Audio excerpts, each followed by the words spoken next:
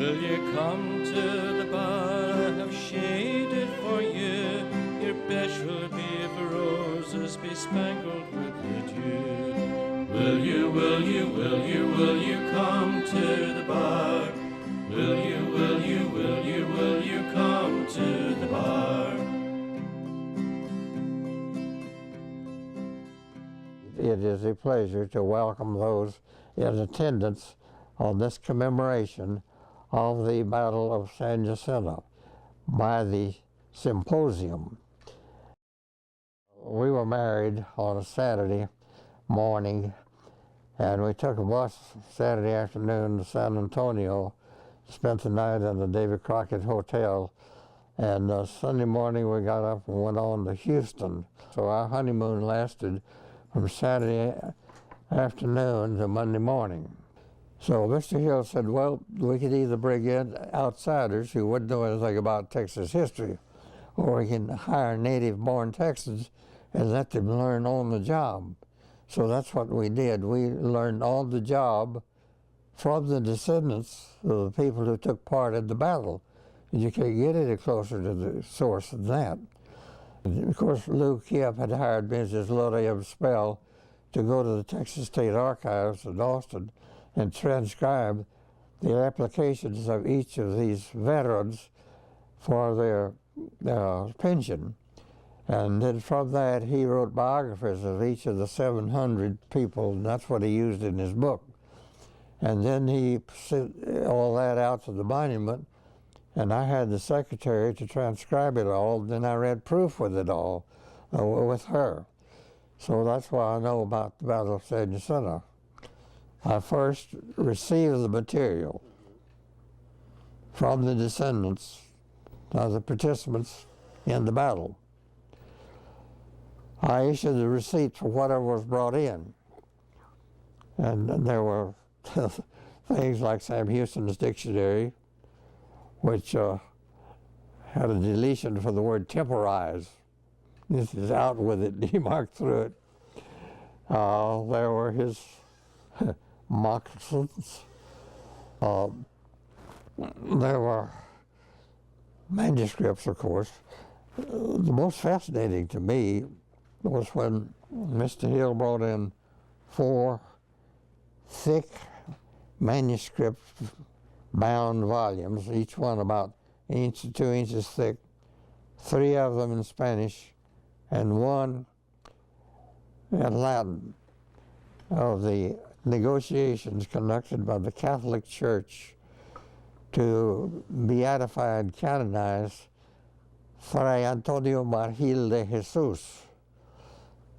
I had been 2 years in Mexico City attending the National Autonomous University of Mexico, and I received my MA degree, Maestro de Artes en Español, in August, and I came back to a job in San Antonio, Texas, working for the Texas Historical Records Survey under the director Ike Moore. And so Ike was contacted by George A. Hill, Jr., who had established the San Jacinto Museum of History Association. And he wanted Ike to come down there as director, and he took me along. So I became assistant director and archivist. And then we established the San Jacinto post office. And my wife, Margaret Stoner McClean, was made the postmistress. And then in order to, so I could be authorized to carry the mail bags, she made me assistant postmaster. I started to work on January 2nd, 1939. And he says, one thing I want all of you to do, of course there were just 2 of us at that time, and my wife, who was hired immediately thereafter, that's he wanted us to learn everything we could about the Battle of San Jacinto. So I'd heard my aunt say that my ancestor had fought in the battle. And so she said, Malcolm, that was your great-great-grandfather. impresario Sterling Clark Robertson, who established Robertson's Colony in Texas. And then later on, I found a letter he wrote his mother after the battle, telling in great detail how he had pursued the Mexicans retreating from the Battle of San Jacinto, and they had left mules bogged down, loaded with all kinds of plunder they'd taken from homes in Texas. They'd thrown 1,000 rifles in the ditches along the way, and they finally left the road and taken out across country trying to get back to Mexico. Well, obviously he was. Otherwise they wouldn't have charged. So the later people who weren't there and don't know anything about it have made up their own theories. He did charge. They did charge. He was shot in the heel. He was on horseback, and there's no doubt about it. One fellow who wanted to desert, and they caught him, and Sam Houston had his grave dug, had him stand by it, and then had the firing squad ready to shoot him, and then he pardoned him. James Monroe Hill, who was the grandfather of George A. Hill, Jr., was instrumental in getting the land bought and preserved as a battleground, because not only James Monroe Hill, but John C. Hill had taken part in the battle. Of course, when you have a monument that was built merely to be taller than the Washington Monument, Washington Monument's 555 feet, and the San Jacinto Monument is 570.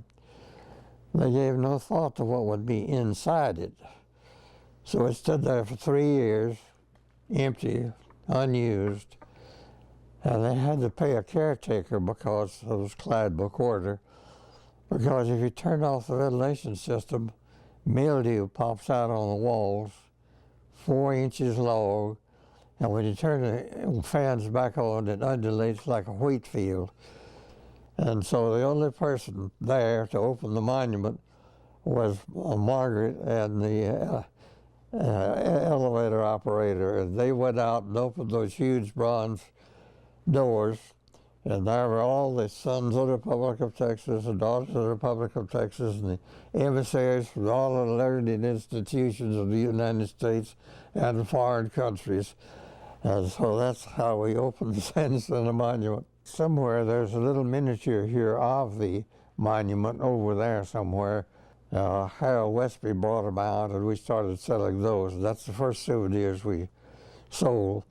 Then later we sold the keychains and other things. The Daughters of the Republic of Texas planned their annual meeting in the right-hand hall, and they had come and set up chairs and tables, and they had invited J. Frank Dobie to be the guest speaker. And just as they were ready to start their program, Pappy passed the biscuits O'Daniel, the governor, arrived unannounced with 8 Greyhound busloads of people. And I came swarming up the steps like a Marines landing on Iwo Jima, came in, took over everything, evicted all the daughters and J. Frank Dobie.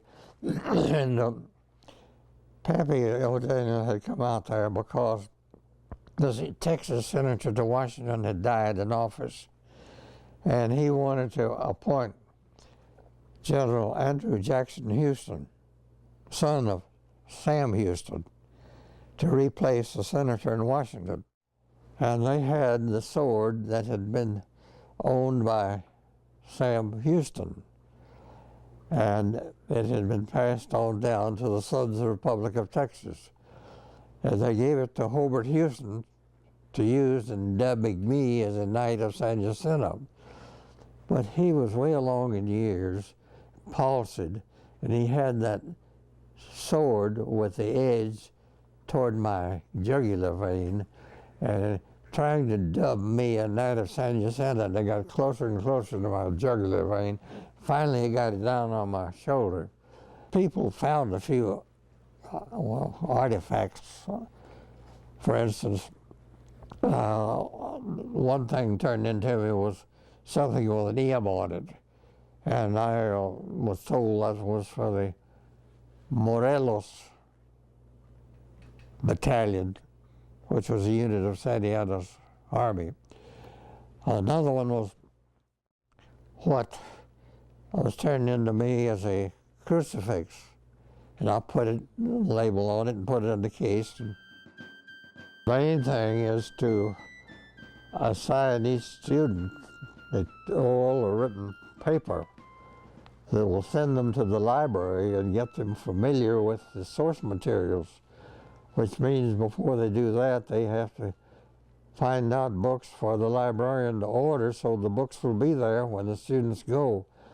And once you get them started thinking about Texas history, there's no way in the world you can turn them off. They may go all the way through life thinking. Basic research.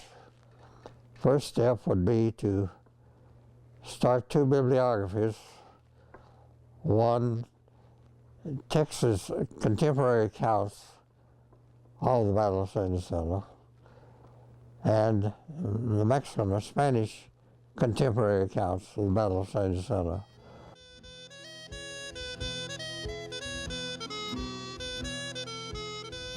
And they created an emblem, which is this medallion, which has several symbolic things on it. It has a lamp of learning, and it's superimposed on a book which is open, which I assume is a book of history, and that is superimposed upon a 5-pointed Texas star. Well, I'm very grateful, and you will have other questions immediately. This could last forever, but you will not live long enough to hear it all, and I may not be long, you'll live long to tell it all. That's why I'm so happy to get as much of it down as I can. You've been wonderful to take time, come up here and do this.